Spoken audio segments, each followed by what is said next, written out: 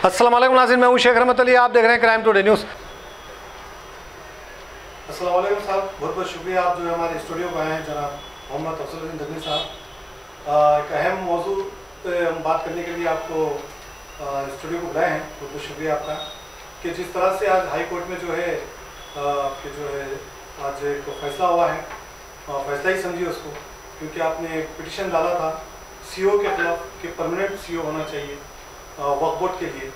तो इसके ताल्लुक से जो है गवर्नमेंट को जो है 6 हफ्तों का 4 हफ्तों का जो है वक्त दिया गया है। तो आपने ये पिटिशन डाला क्यों और क्या ज़रूरी था और क्या खामियां थी और क्या नज़र में आ रहा था? जी बहुत बहुत शुक्रिया क्राइम टुडे का हमारी बात रखने के लिए मौका दिया गया। देखिए रहमत अली साहब, क़ानून औक़ाफ़ सेक्शन 23 के तहत चीफ़ एग्जीक्यूटिव ऑफिसर किस तरह से कौन हो और उसका काबिलियत क्या हो, ये सेक्शन 23 वक्फ एक्ट में बताया गया। सबसे पहले वक्फ बोर्ड का चीफ़ एग्जीक्यूटिव ऑफिसर मुसलमान हो, दूसरा उसका official rank deputy secretary to the government से नीचे ना हो, तो और फुल टाइम ऑफिसर हो। कोई इंचार्ज या temporary officer section 23 Waqf act के तहत नहीं अपॉइंट किया जा सकता वक्फ बोर्ड के लिए। आपने ये कहा कि क्या ज़रूरत थी इस रिट पिटीशन की। हकीकत में चीफ़ एग्जीक्यूटिव ऑफिसर का ओहदा वक्फ बोर्ड वक्फ एक्ट के तहत बहुत ही अहम तरीन ओहदा है। जितना काबिल तरीन चीफ़ एग्जीक्यूटिव ऑफिसर होगा, उतनी काबिल तरीन वक्फ बोर्ड की कारकर्दगी होगी। जनवरी 2023 में ख्वाजा मोइनुद्दीन साहब का नामी एक शख्स जो पुलिस डिपार्टमेंट से ताल्लुक़ रखते हैं, उनका अपॉइंटमेंट हुआ as an incharge chief executive officer. और तो और उनका qualification deputy secretary to government से नीचे है। ये बात को लेकर रिट पिटीशन दायर की गई कि ख्वाजा मोइनुद्दीन का अपॉइंटमेंट गैर क़ानूनी है और सेक्शन 23 का वायलेशन है।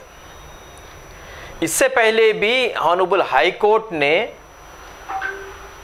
एक रिट पिटीशन WP 43400/2022 नवंबर में इसी तरह का फैसला सुनाया था। उस रिट पिटीशन में हुकूमत को इंस्ट्रक्शन दी गई थी कि परमानेंट चीफ एग्जीक्यूटिव ऑफिसर को क़ायम किया जाए अंदरून 4 हफ्ते।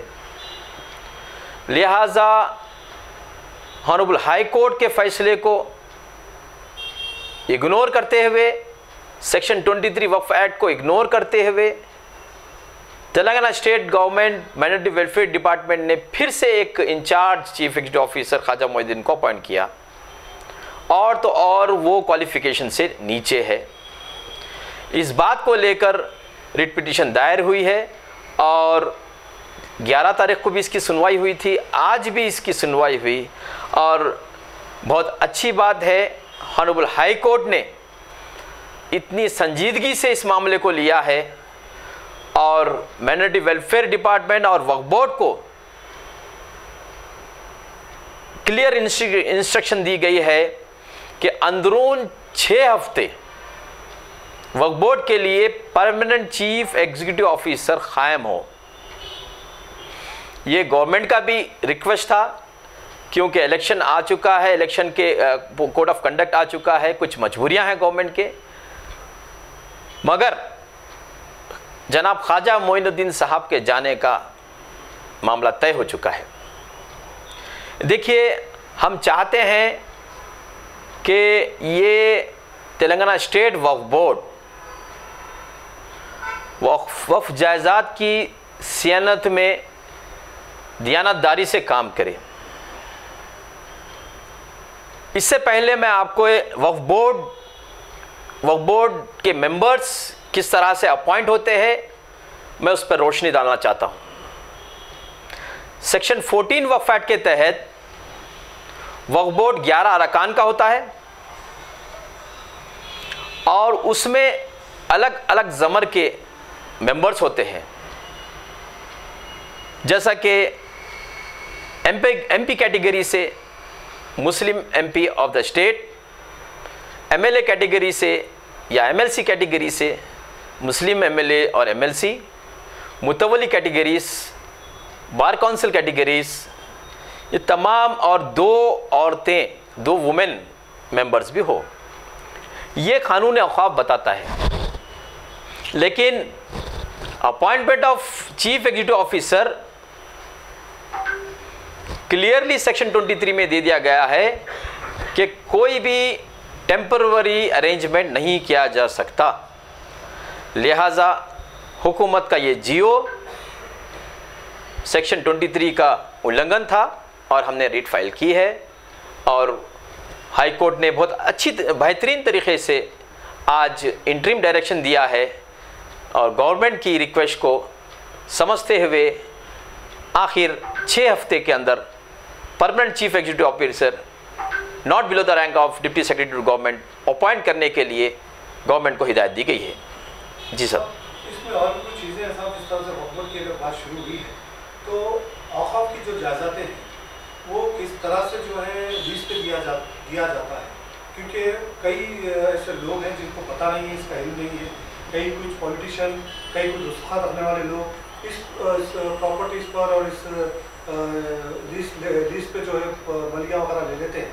तो जिस तरह से अलाउद्दीन मदीना मक्का की जो मलिया हैं वहाँ का भी कई आए दिन हम देखते हैं कि कई मसले हैं और अनीसुल गुरबा पे भी हमें इत्तला मिली है कि 110-115 कमर्शियल मलिया बनाए हैं, वहाँ पर भी जो है ऑलरेडी पूरों को दे चुके हैं। तो क्या ये ज़रूरी नहीं है कि पब्लिक की नोटिस में लाया जाए, पब्लिक को इत्तला दी जाए जो उस तरह से, तो ये तरीका कैसा है इसका, तो ये भी हम जानना चाहते हैं, हमारे नाज़रीन को आप बताएं कि तरीका कैसा और किस तरह से इस पर ध्यान देना होगा। जी, बहुत सही बात उठाए हैं आप लोग कि औक़ाफ़ी जायज़ादों के तहत, औक़ाफ़ी ज़मीनों के तहत जो भी मलकियात है उसके तहत जायज़ादें हैं वो किस तरह से किराए पे दी जाए और किराए पे लीज़ पे देने किस तरह से दे और उसका प्रोसीजर क्या है और वक्फ बोर्ड के ऊपर क्या ज़िम्मेदारियां हैं।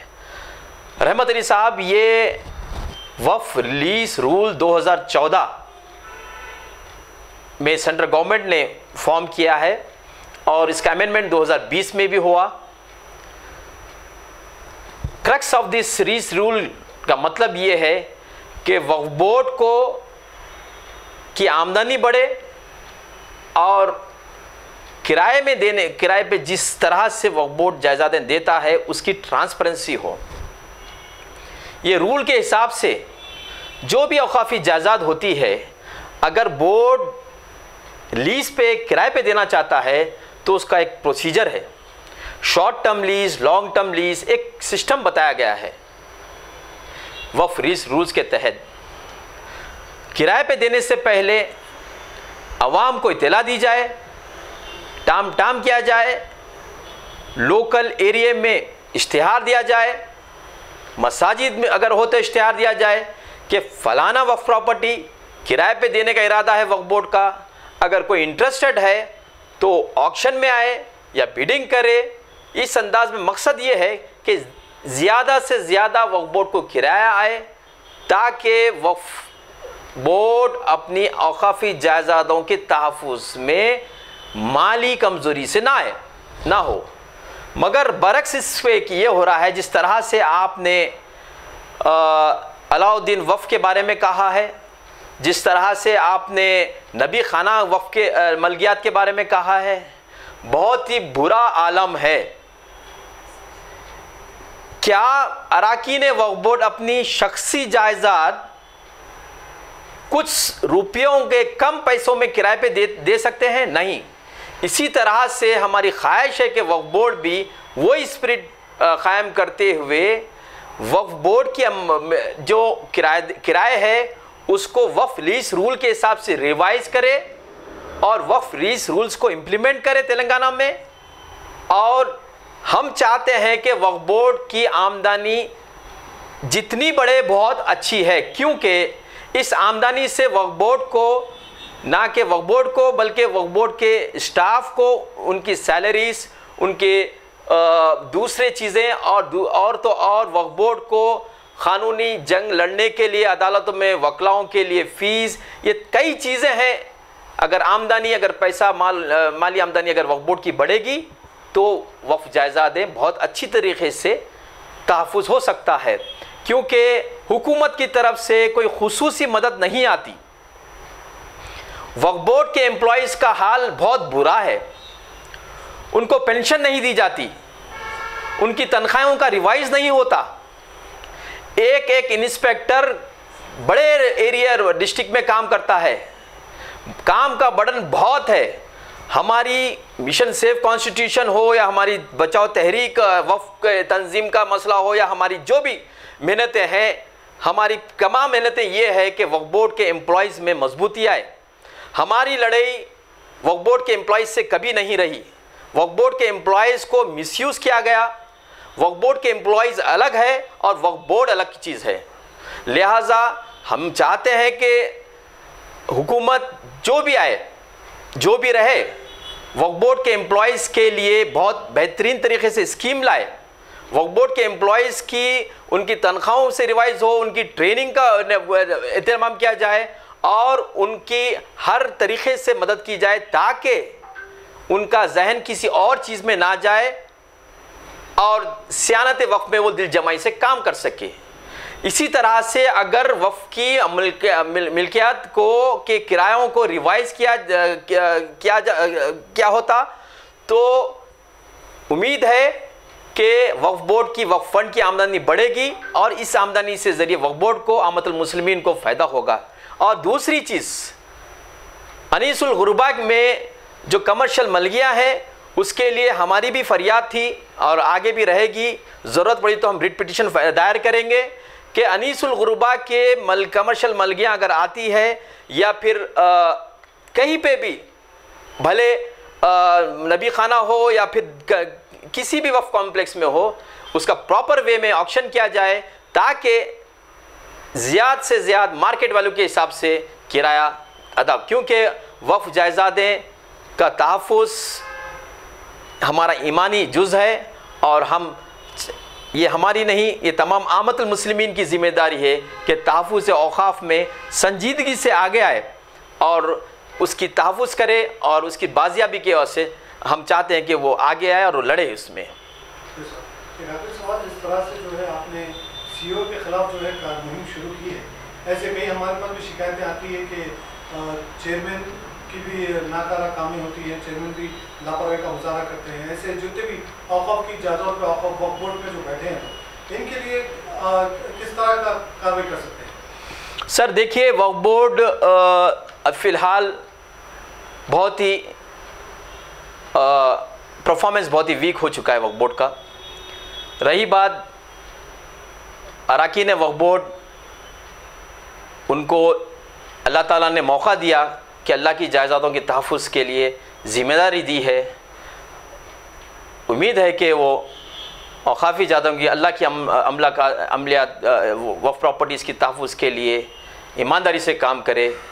और ये बात हमें मसूल हुई है कि चेयरमैन का जो तकर्रुर है वो भी इम्प्रॉपर हुआ है, क्योंकि एमिनेंट पर्सनालिटी जिस अंदाज़ में चेयरमैन साहब का अपॉइंटमेंट हुआ है वो न्यू अमेंडमेंट में नहीं है।